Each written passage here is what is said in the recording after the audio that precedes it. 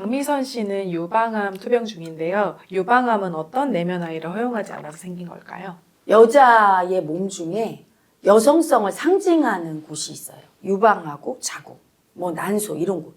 그런데 암이 생기는 사람은 자기의 여성성을 수치주는 마음이 되게 센 사람. 즉 여자는 희생해야 돼. 남존 여비. 남자가 우월하고 여자는 열등해. 그러니까 여자는 희생하고 가족을 위해서. 옛날 우리 엄마들이 그랬죠. 그렇죠? 자기를 다 내어주고 다 책임지면서 생색은 안 내고 남자를 위로 올리고 이런 굉장히 여자는 열등하다. 여성성을 열등하다고 생각하고 수치주는 그 마음이 짐승의 고집이 되게 셀 때 암이 걸립니다. 박미선 씨는 삭발하면서도 주변인들이 걱정할까봐 즐겁게 밀었고 또 주변인들이 힘들어질까봐 몰래 울었다고 하는데요. 아픈 와중에도 다른 사람들을 걱정하는 것은 무의식 속 어떤 내면 아이 때문일까요? 이분이 이렇게 남한테 민폐를 안 끼치려는 마음이죠. 아프게 안 하려는 거. 남을 아프게 하면 그걸 민폐라고 생각하죠. 왜 그렇게 민폐 안 끼치려고 남을 아프게 안 하려고 굉장히 남의 눈치를 보고 남이 그러니까 기분 나빠지고 아파하는 거를 볼 때 너무 두렵고 힘든 거예요. 그 에고는 자기 자신이 민폐덩어리라고 생각하는 마음이 있어요. 내가 문제거리고 내 여자가 정말 짐덩어리다 이 마음이 있죠. 짐덩어리. 가만히 있어도 나는 남을 아프게 하고 힘들게 하는 존재야. 무의식 속에 그 아기가 있어요. 내면 아기가. 그건 대부분 어떤 경우에 생기냐면 부모가 아들을 원했는데 딸이 나왔어. 그러면 부모가 얘는 필요 없는 애인데 나온 거잖아. 아들이 아니면 얘는 필요 없는데 버릴 수도 없으니까 짐덩어리처럼 그냥 지고 가긴 하는데 기쁘진 않거든. 그렇게 태어난 경우. 그래서 쓸모없다고 부모가 그 마음으로 쓸모없는 딸이네 이렇게 본 경우에 무의식 속에 그 마음이 크죠.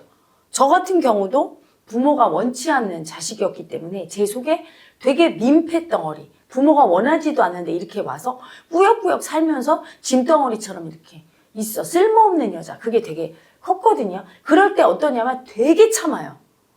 되게 참으면서 그냥 가만히 있어도 내 존재가 민폐인데 남을 아프게 해?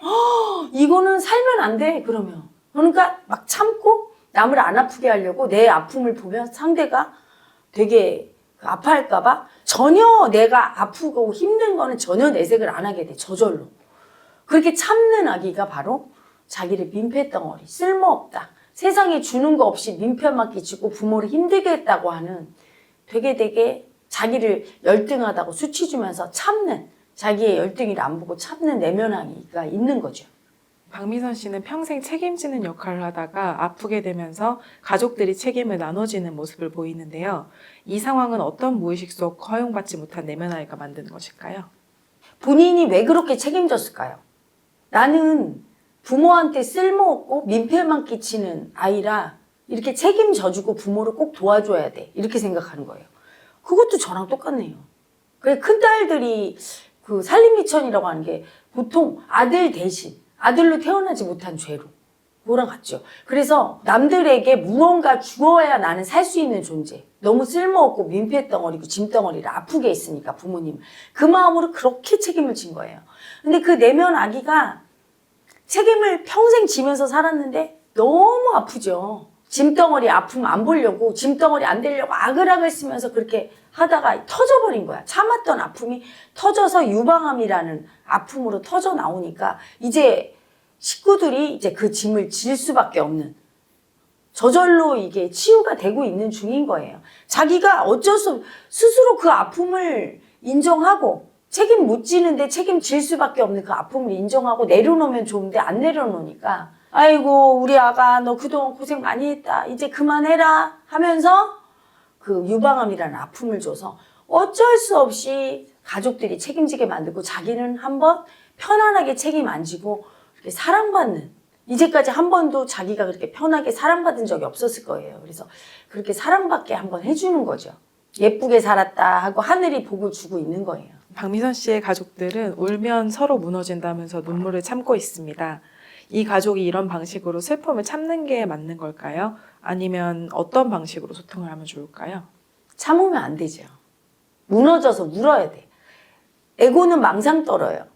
자기의 아픔이나 서러움을 토해내고 울고 말하고 그러면 큰일 난다고 두렵다고 고집 부려요. 고집 부리는 짐승이 그걸 참으면 참을수록 내 내면에 골마 터지죠.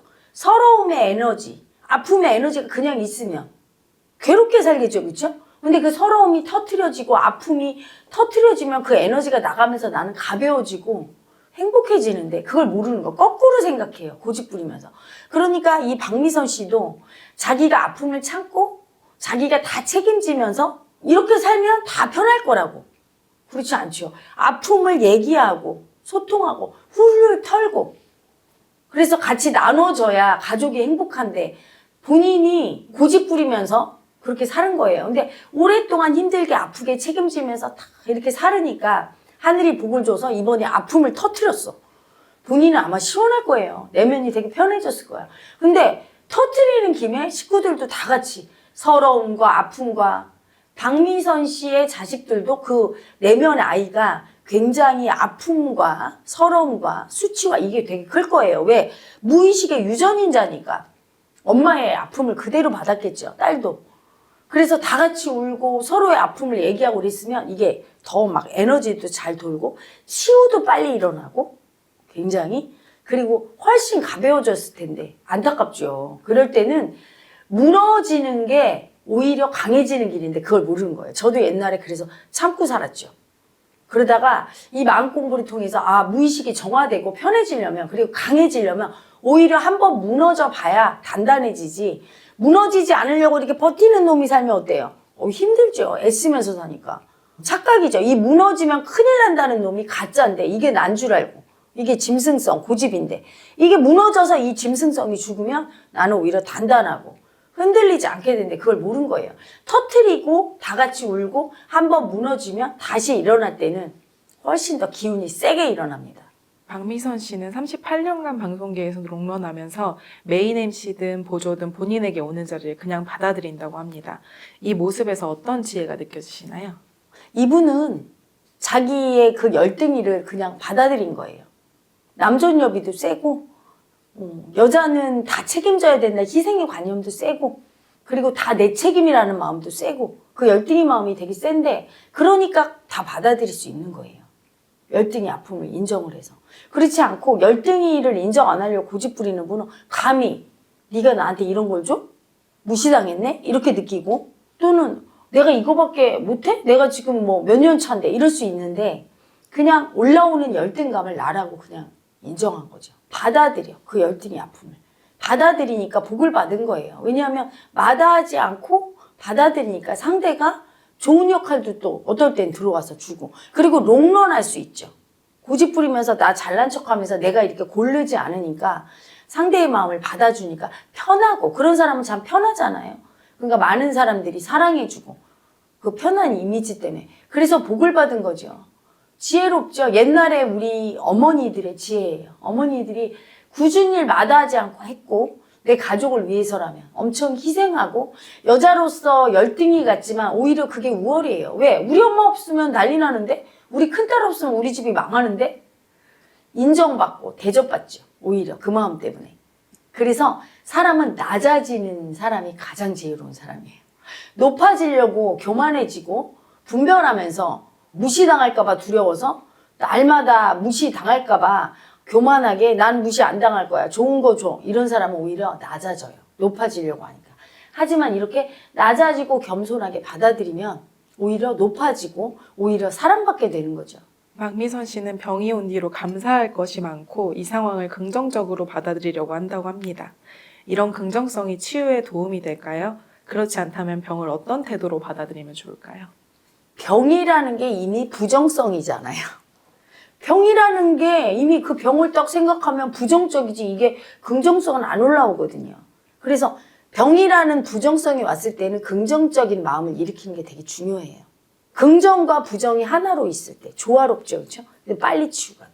그래서 병이 왔을 때 막 이런 분들이 있어.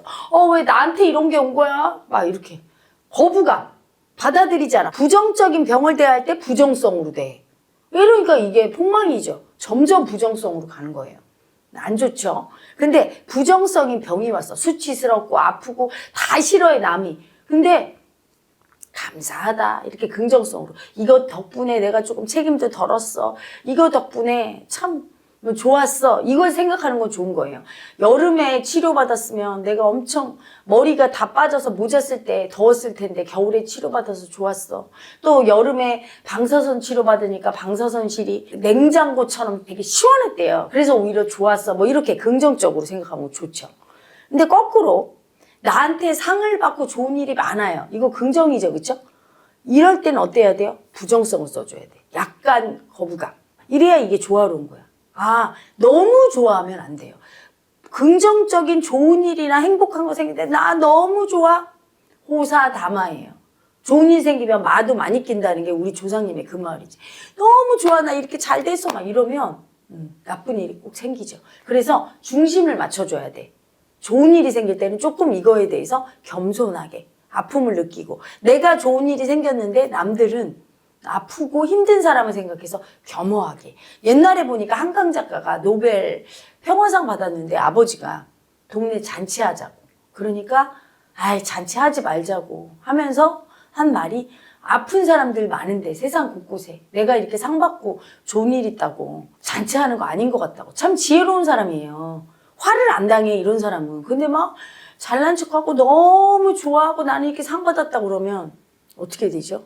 질투당하고 미움받고. 그렇게 안 하고 겸손한데도 질투당하는데 그쵸? 화를 당하죠. 그래서 옛날에 우리 조상들은 아이를 가졌을 때 귀한 아이는 이 아이 가진 거를 이렇게 감추고 애를 출산할 때까지 좋아하는 마음을 이렇게 낮추고 좋아하죠. 좋아. 그래서 여러분 균형을 맞춰줘야 돼. 좋은 마음, 싫은 마음. 여러분 중에 집착이 센 분들, 즉 좋은 마음은 좋아 막 흥분하는 분이 있죠. 인생의 아픔이 세요. 그리고 안 되는 일이 많아. 거부감을 느낄 일이 많아요. 그 굉장히 집착이 엄청난 가해자인 거야. 그래서 현실에서 거부감을 많이 일으키거든. 적당하게 거부감을 인정하고 느껴줄 수 있어야 균형이 맞는 거죠. 근데 이때 좋은 일이 오면 자기도 모르게 집착이 올라오는데 이때 거부감을 느껴줄 수 있으면 이게 안정이 돼서 거부감 드는 일이 안 생기죠. 호사다마가 생기지 않는다는 얘기예요. 또 나쁜 일이 있을 때 이 나쁜 일을 막 싫다고 하면서 거부감을 계속 일으킬 때 계속 나쁜 일 쪽으로 가게 돼 있어. 나쁜 일에 집착하게 돼 있어. 이때 긍정적인 일을 마음을 느껴주면 이게 조화가 있게 잘 치유가 되겠죠. 조화로운 마음을 가진 거예요. 이분이 마음이 발달해서.